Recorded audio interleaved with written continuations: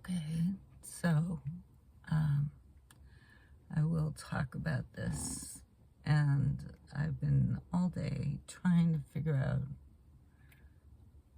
how to do this and talk about this, and so I'm talking about it in the dark because it's the only way I could do it.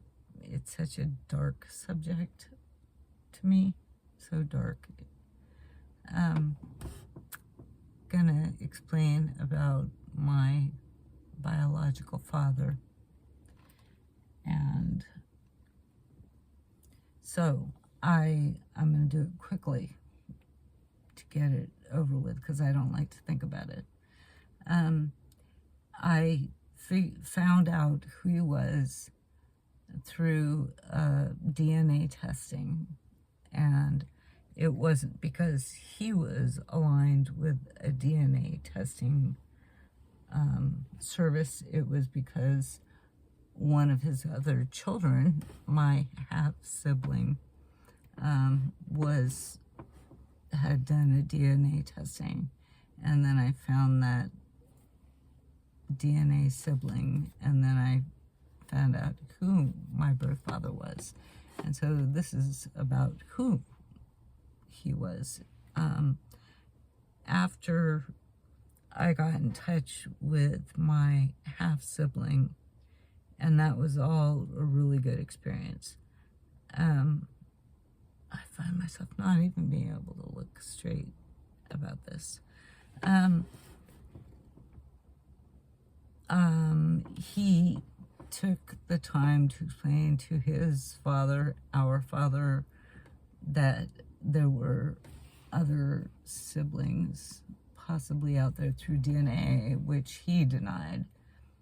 Our father denied and tried to make excuses for, and said it was my half-brother's mother, who must have had other children, gone through 9 months of pregnancy. Anyways, at the end of the day, none of that was possible. It was all the biological father. And then he was agreeable to talking to me, but he insisted he had to be in control of it. And we talked on the phone, and he was very controlling about the conversations. And when I told him, whatever, fuck me, so awful, he said, well, to me, he said, well, welcome home. And I was like, what? What? I don't even know. I can't do this. I can't do this conversation again.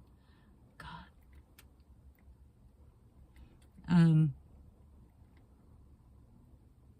He wanted a picture of, I told him I had children, which would be technically his grandchildren. He wanted to have a picture of, he asked me for a picture of my bedroom. Why? I don't understand why. He wanted a picture of my bedroom, and he also wanted a picture of me with a ponytail, and I didn't understand that either. And then he wanted to have me come up and visit him, and he lives about a 3-hour flight, and then I would have had to land, and then it would be about a 2-hour drive to 2.5-hour drive to where he lived. And I thought, well, okay, I'll fly up there. This is before, anyways. And then I figured I would fly there and then rent a car and drive to his home.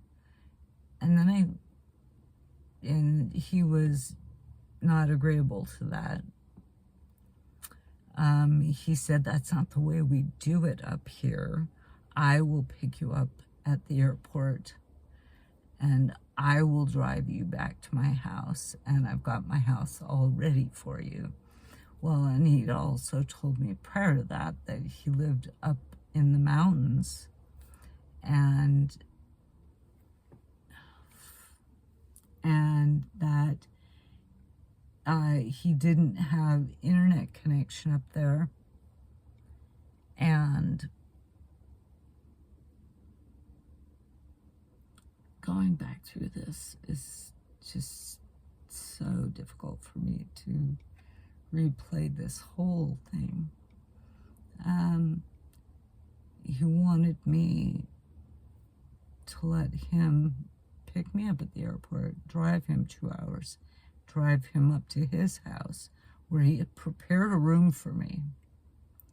And I said, no, I will fly there. I will rent a car, drive the 2 hours, stay in a hotel in town, and I will meet you in town. And he said, no, we don't do it that way up here. I'm like, what do you mean? That's not how we do it up here. I mean, I was not at all comfortable with that. Anyways, I can't at this moment go through much more of that, because as I'm replaying it, it's really difficult in my head.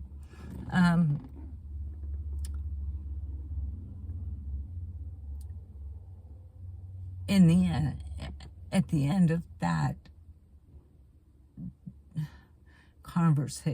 conversation, but after a week or two of going back and forth about me going up there to meet him, I finally determined there were so many red flags.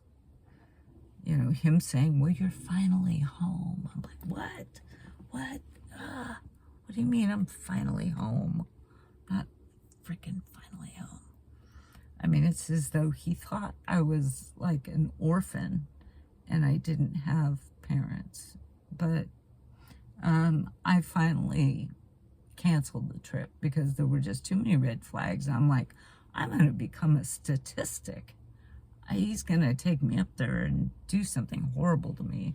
And anyways, so time goes by, and maybe a year or so, and he was very angry that I wouldn't go up there and agree to his terms of me visiting him. And then it was the last time I spoke with him on the phone. I know it was the last time I spoke with him on the phone. And for some reason, there was a day when I agreed to talk with him on the phone, maybe a year or so after that. And I remember I was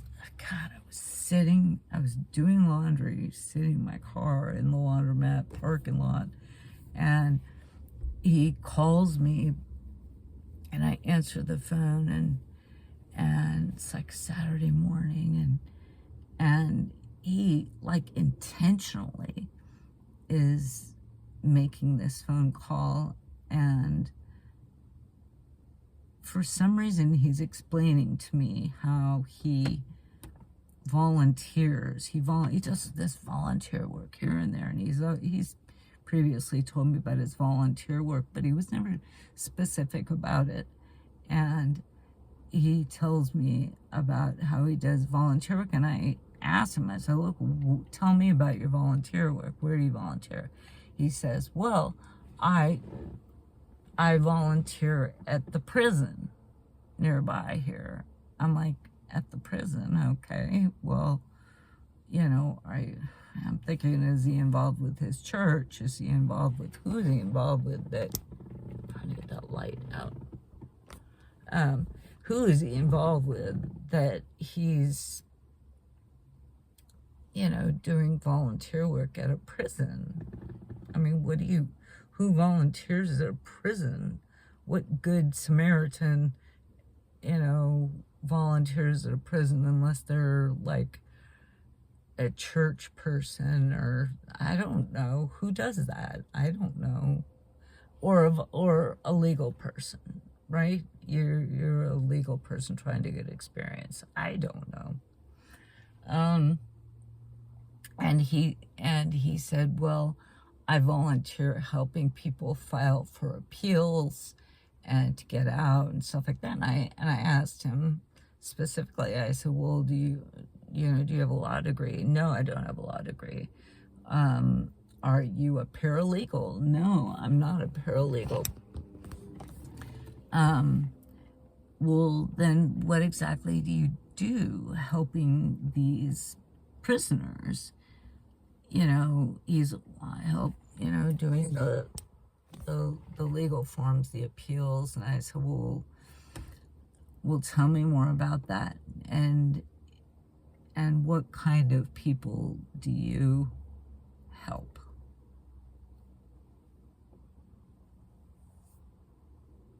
And he told me, and I'm looking at you straight now, he told me exactly who he helps, what sort of prisoners he helps. And it's the worst of the worst. It's the ones that prey on women and on children. And I'm only going to say it that way. I'm not going to use those words that will get me banned or something. But it's the ones that do bad things to women and that do bad things to children. But he used the words. And I'm on the phone with him, and I was sick to my stomach and got off the phone, and I have never spoken to him since. I don't know why he told me this, but I'm so glad. I trusted my instinct, and I never went up to see him because I knew he had some weird plan. I don't know what it was, but I don't even want to talk about it. I can't talk about it anymore because, and that's why I'm in the dark, and I'm sorry I'm in the dark, but I hate it. It's so sick.